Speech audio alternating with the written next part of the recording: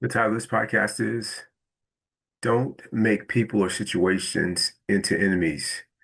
What I found is that is very easy to do if I am not being conscious and centered and in the present moment. If I am drifting even for a second, I can easily make people in situations an enemy. An example that comes to mind, there are two examples that are very similar. When I was playing pickleball a few months ago, there was a group of guys who played pickleball. One of my friends had told me about one of the guys and said that, hey, that guy is not cool. I think he's actually racist. And like Keith, he's a bad guy. So whenever I saw him, I just continued doing what I always did from the very first time that I ever saw him, which was just say good morning or hello, whether he said it back to me or not. Then one day, as we were walking out of the indoor pickleball facility, I stopped him and, complimented him on a part of his game. He's always drilling. He's an older guy. He's older than I am. And he's really good when people drive the ball at him of keeping them back. And so I complimented him on that part of the game. And he told me that if I ever needed some help working on that aspect of the game, he was happy to do it. From that point on, all he did was every time I see him, he always says, hello, Keith, all the time. So I'm really grateful that I didn't let myself be influenced by what someone else thought about him, or even allow my own ego in the interactions in which he and I had before I had a deeper conversation with him or a longer conversation with him to influence how I was going to continue to show up by saying good morning to him. All those instances before in which he never returned the greeting didn't bother me. I still say good morning. Similarly, there was many months later, at a similar situation that happened in which I was playing pickleball and I was drilling with a friend. We were coming to the end of our drill time, and it didn't look like anybody had the court after us. So we were going to stay and get and work on another shot. My buddy went to the bathroom, and when he came back, as he was coming back, the guys from another court apparently had went and reserved this court that we were on, and so they were looking at us, and I think they were eager to finish their game that was discontinued because someone else was had a reservation on the court that they were on, and they were kind of giving me the look like the bombs rush, like, hey, you got to get off the court. So I've got my ball machine out there. I'm picking up all the balls and collecting them, putting them in the machine, and trying to exit the court as soon as possible. They didn't say much to me at all. One guy was kind of like, hurry, get out of here. I think I said good morning to one or two of them. They didn't say much. Fortunately or kindly, one guy opened the gate for me to exit. And my friend came back and said, I bet they treated you horribly and rude, right? And I was like, they could have been kinder, but it's okay. I mean, our time is up. Fast forward, one of the guys I continue to say hello to and good morning whenever I see him.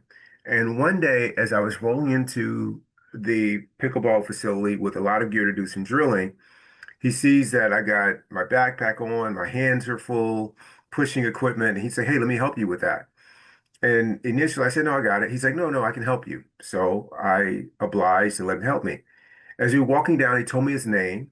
And we just kind of connected. And, from that point on, we said hello.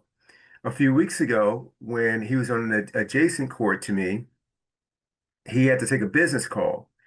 And was unable to begin play with his partners, so they got a substitute until he was able to return to the court. He concluded his call and came back to their game when it was still in progress and asked me if I wanted to drill on my court where I was using the ball machine. And we started talking, and I showed him one of the drills, and I noticed that he had a shirt of where he worked at. And I knew the company has a great reputation, particularly for providing financial services for people that are military veterans and their families.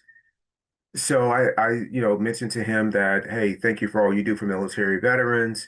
As someone who served in our armed forces, I'm grateful for all that you have done for my friends. And I said, that's a great company that you work for from everyone that I talked to. And what do you do there? And he told me that, he was one of the leaders there. And he went on to share a little bit more about it. And I asked him an open-ended question, like, how do you go about picking your talent for your team? And he told me he was very vulnerable, something that Keith 1.0 would have never assumed about him. But fortunately, Keith 2.0 was the one who was greeting him every time I came onto the court, whether he said hello to me or not, over the previous 6 months. But I asked him, how did he pick his team? How did he make sure they were fit? And he said when he got into the role, what he remembers is feeling nervous, anxious. He felt like he was an imposter because the team that he inherited was full of very talented, seasoned uh, financial advisors who, for many years, had been in the top 1% successful in the company. And so he felt intimidated about what could he teach them, how could he lead them. And he told this to one of his friends who recommended a book, which I think is called Leading from the Heart by Mike Krzyzewski, the former Duke basketball coach. And he recommended the book. I read the book. I think it's fantastic. But what's more so, I guess, what I'm grateful for more than anything than the book recommendation is how I didn't allow myself to make him or the situations regarding both of those gentlemen to influence how I show up. I want to show up with kindness, with an open heart, regardless of how other people show up. That's their path. And I also am keen to remember that I really don't know people. I only know what's showing up in front of me in that moment, but I don't want to use that to make this broad judgment about who a person is.